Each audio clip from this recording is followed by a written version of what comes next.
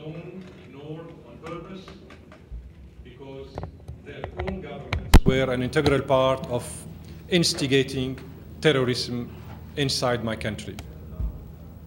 So when the Syrian government focuses on combating terrorism, whether in the Security Council or in the General Assembly or in Geneva or in Damascus or elsewhere, that means we are a responsible government and we know what we are talking about. After all, it's related to the protection of our own people.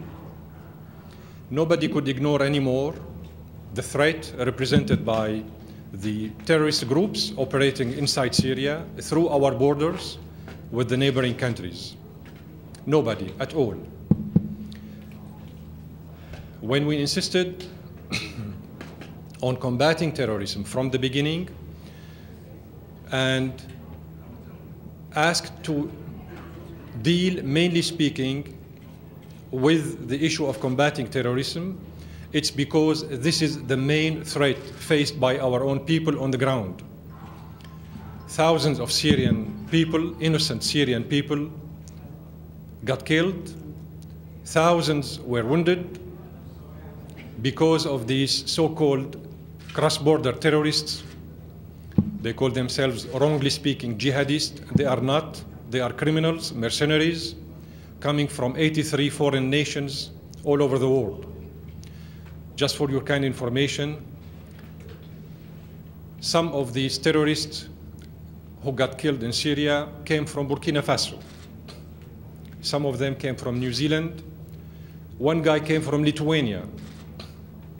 So this is just an indication to let you understand how absurd the issue we are dealing with is. Syria and the Syrian government, of course, are in line and in full harmony with the Security Council resolutions related and pertaining to combating terrorism. We are not reinventing the wheel. We are just stressing on the fact that everybody in this organization should apply fully the principal position of the Security Council with regard to combating terrorism. Issuing a royal decree by the Saudi regime or by the Qatari regime on forbidding terrorists from leaving Saudi Arabia or Qatar or any other country is not the solution. And it comes too late. We need to hear full accountability of these terrorists sent by the Saudi regime and the Qatari regime and the Turkish regime. These governments should be held accountable for the sins they did to the Syrian people and for the thousands of innocent people killed by terrorists instigated, sponsored, and protected and trained by some governments. Some of them sit in this Security Council, unfortunately. Some of them are permanent members, unfortunately. I'm in your hands. Could you explain why the Syrian government has not accepted the proposal of having parallel talks, starting with terrorism, maybe for one day, then the next day focusing on the issue of transitional government, in which both issues will be aired? We accepted the draft agenda proposed by the Special Representative Al-Brahimi in Geneva talks. We accepted his draft agenda, and the draft agenda starts with putting an end to violence and combating terrorism. It starts like this. Item 1, putting an end to violence and combating terrorism.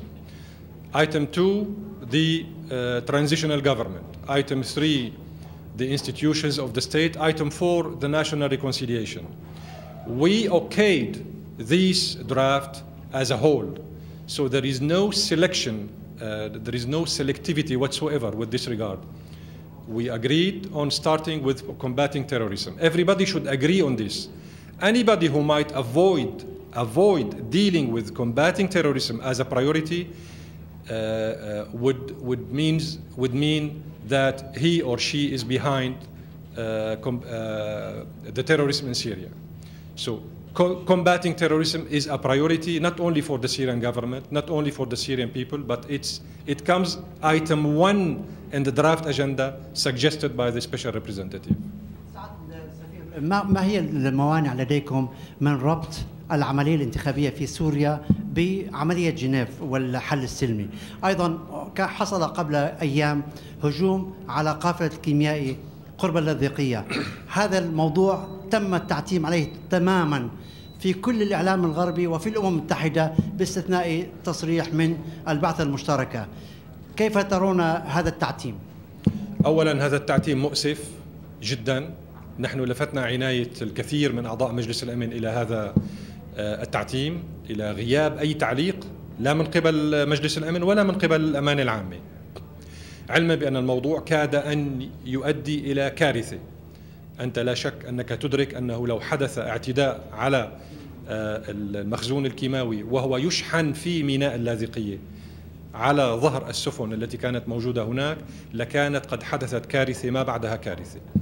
لكن من يتعامل مع هذا الموضوع الحساس، بغض النظر طبعا عن السيدة سيغريد كاغ التي تقوم بواجبها على أكمل وجه، بغض النظر عنها، من يتابع هذا الملف للأسف في الأمانة العامة ليس على مستوى الأخلاق، الالتزام الأخلاقي الذي يملي عليه على الأقل أن يتحدث إلى الصحافة والإعلام ويشير إلى حدوث هجوم من قبل العصابات المسلحة على موكب أو قافلة السلاح الكيماوي.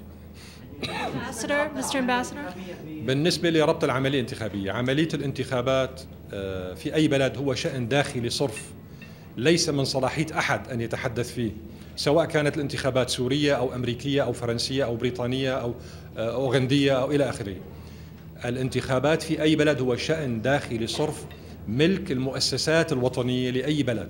وبالتالي ما يحدث الآن في سوريا اليوم، بدأوا بالأمس واليوم وسيتابع البرلمان غدا أعتقد، هو إعداد قانون للانتخابات العامة، هو ليس حصرا مرتبط بالانتخابات الرئاسية.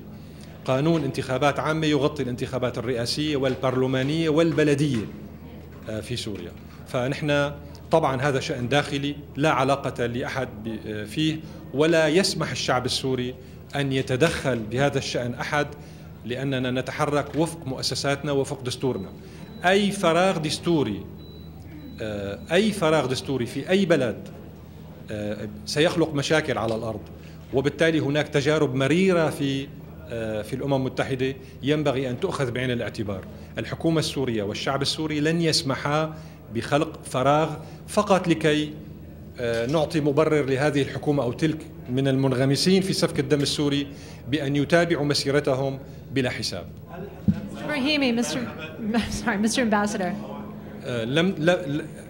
الانتخابات الرئاسية يحددها الدستور.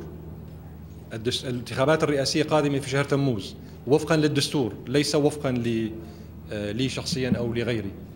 Mr. Ambassador, Mr. Brahimi has expressed the view that moving forward with elections in your country, presidential elections, could be detrimental to the peace talks. Do you have an update for us on plans for an election in your country and any reaction to that? Number one, he didn't say it this way, the way you said it. Number one. So here you are manipulating what he said. And it's a pity coming from a journalist to manipulate the words said by, the statement said by Mr. Al Brahimi. Number two, the elections law discussed currently by the Syrian parliament does not only apply to the presidential elections. It's a general elections law. It applies to the presidential elections, to the parliamentarian elections, as well as to the municipalities elections. This is an integral part of the sovereign right of the Syrian people to decide. It's not up to anybody else. It's a sovereign domestic matter related to the choices of the Syrian people for their own future. Thank you so much. You've just made lots of charges against, and you've been saying that again and again, with Saudi Arabia, Qatar, and other countries which are providing weapons and money to the armed groups over there. What is the process, accountability process that you're suggesting should be invoked so that these people can, they can be at least charged, if at all that can be done? Thank you so much. This is a very pertinent question. Actually, I said it many times. while addressing you and the other reporters. We conveyed to the Secretary General and the Security Council members 500 letters enumerating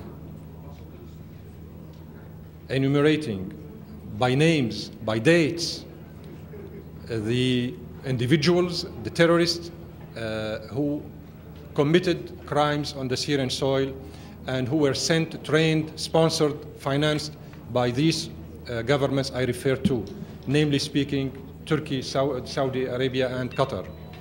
Unfortunately, you know the mechanisms of the Security Council.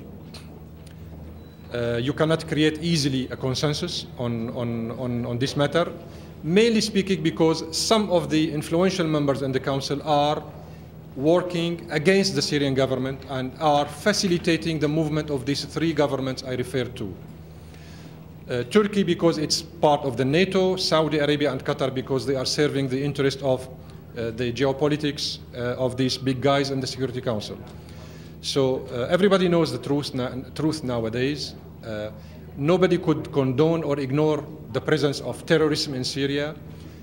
The spokesperson of Mr. Ban Ki-moon yesterday woke up suddenly, out of a sudden, to acknowledge that terrorist acts are unfortunately being daily facts in Syria.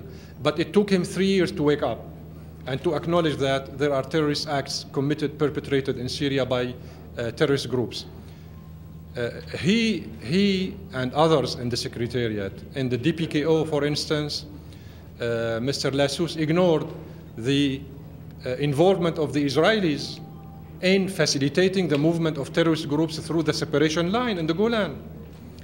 And Netanyahu was a couple days ago paying a medical visit to these terrorists in the Israeli hospitals, publicly speaking. We haven't heard Mr. Lassus speaking publicly or unpublicly to anybody protesting against this Israeli violation of the disengagement agreement of 1974, for instance. Nobody did it. Neither the Secretary General himself nor his Undersecretary for Peacekeeping Operations. When we speak about the program of getting rid of the chemical weapons, Mrs. Sigrid Kaag commended the Syrian government's efforts, while some influential guys came out after the meeting and started blaming the Syrian government for something we didn't do it. The same issue applies to the humanitarian issue. Some people in the Council have only one hobby: blaming the Syrian government for everything, even for the deterioration of the weather in New York. Yes. I am fascinated by your account of the varied nationalities of the foreign terrorists fighting in your country, in Burkina Faso, New Zealand, or Lithuania, wherever. I need you to sympathize, not to admire. Thank you. I'm curious as to how you come by this information. Have you conducted some sort of census, or are these the nationalities revealed among prisoners taken by your forces? How do you come by this information? Thank you so much. Call my office and I will give you the source of the information. It's an American Center of Research, just for your kind information. Thank you. Mr. Ambassador, we probably answered this question before in Arabic, but I don't, unfortunately, I don't understand Arabic. And it's about there has been news about a terrorist attack on the shipment of chemical Yes, in Latakia, yes. Yes, and so I would like to know, first of all, if you can give us more information about it. And also, if this could, I mean, if let's say another attack like this, that this missed about, who knows? Many other attacks took place. Many other attacks took place against the convoy transporting the chemical weapons in the past. We informed the Secretary General. We informed the Joint Mission, Mrs. Kaag. She is aware. Everybody is aware. She reacted 2 months ago while transporting one of these convoys. 2 attacks took place near the city of Homs. But this attack took place in Latakia. In the port itself, mortar shells against the convoy. And nobody reacted. We haven't heard any, neither the French ambassador, nor the British, nor the American. Today, during the discussion, do you know if this was talked about or no? No. This is, as long as this serves the official point of the Syrian government, they will not talk about it. They will not address it. Thank you.